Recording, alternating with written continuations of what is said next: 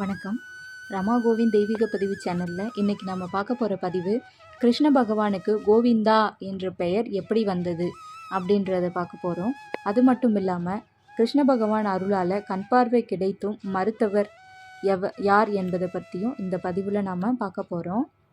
கிருஷ்ண பகவானுக்கு கேசவா, நாராயணா, மாதவா, கோவிந்தா, விஷ்ணு, மதுசூதனா, திரிவிக்ரமா என்ற பல்லாயிரக்கணக்கான நாமங்கள் இருக்குது. இப்படி இருக்கும்போது கோவிந்தா என்றால் என்ன, அந்த திருப்பெயர் எவ்வாறு ஏற்பட்டது, அதன் சிறப்பு என்ன பற்றி பார்க்கலாம். காக்கும் கடவுளான ஸ்ரீ வெங்கடாஜலபதியை கோவிந்தா என்று அழைத்தவுடன் ஓடி வந்து அருள் புரிந்து விடுவார்.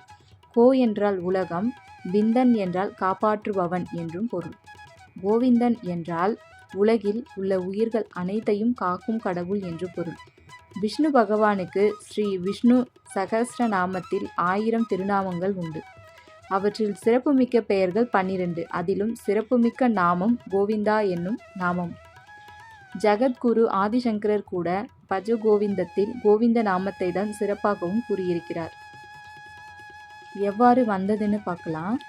ஒரு சமயம் கோகுலத்தில் ஆண்டுதோறும் இந்திரனுக்கு செய்யும் பூஜையை கிருஷ்ண பகவான் தடுத்து நிறுத்தி கோவர்த்தன மலைக்கே செய்யும்படி கூறினார்.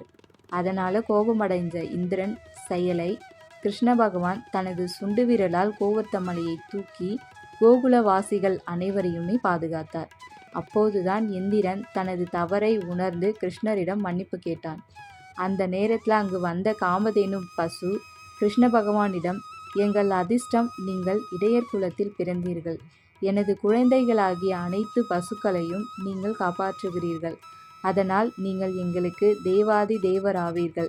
தங்களை எங்கள் இந்திரனாக அபிஷேகம் செய்யும்படி பிரம்மா கட்டளையிட்டிருக்கிறார் என்று கூறியது. அதன் பிறகு தேவலோகத்திலிருந்து கொண்டு வரப்பட்ட புனித நீர், தேன், பால் போன்றவற்றை கொண்டு கிருஷ்ண பகவானை காமதேனு அபிஷேகம் செய்தது. இதை கண்ட இந்திரன் கங்கையிலிருந்து நீர் கொண்டு வரும்படி ஐராவதத்தை அனுப்பினான். ஒரு தங்க குடத்தில் கங்கை நீரை ஐராவதம் கொண்டு வந்தது. ஐராவதம் கொண்டு வந்த நீரை கொண்டு கிருஷ்ண பகவானை அபிஷேகம் செய்த இந்திரன் கிருஷ்ணரை பார்த்து, இன்று முதல் நீங்கள் கோவிந்தன் என்று அழைக்கப்படுவீர்கள். கோவிந்தன் என்றால் பசுக்களின் இந்திரன் என்று பொருள். பசுக்களையும் இந்த உலகத்தையும் காப்பாற்றுவதால் நீங்கள்தான் இந்திரன். நான் தேவர்களுக்கு மாத்திரம்தான் இந்திரன். நீங்கள் அனைவருக்கும் இந்திரன் என்று கூறினார். கோவிந்தா என்ற சொல்லுக்கு போனால் திரும்ப வராது என்ற அர்த்தமும் கூறுவதுண்டு.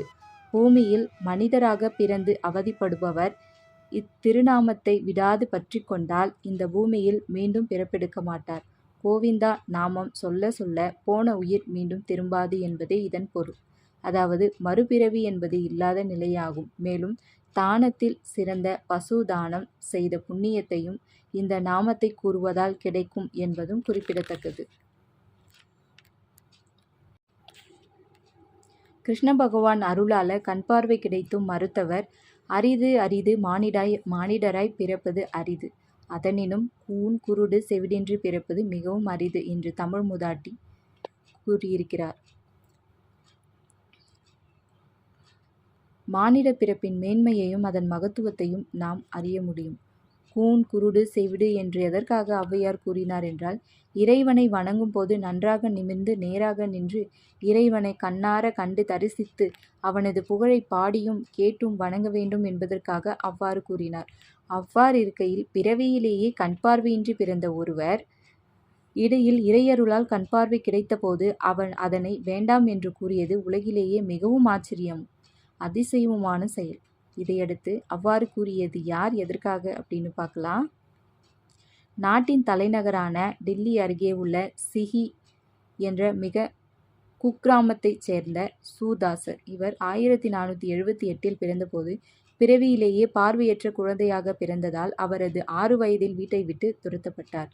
அதனால் சிறுவயது முதலாகவே தாய், தந்தை, சகோதரர்கள் ஆதரவின்றி வாழ்ந்து வந்த சூதாசர் கண்ணன் பிறந்த மதுரா அருகில் உள்ள ஃப்ரஜ் கிராமத்திற்கு சென்றார். அங்கே கிருஷ்ண பஜனை செய்து கொண்டிருந்தவர்கள் பாட்டை கேட்ட அவருக்கு தானும் கிருஷ்ணனை புகழ்ந்து பாட வேண்டும் என்றும் விரும்பினார்.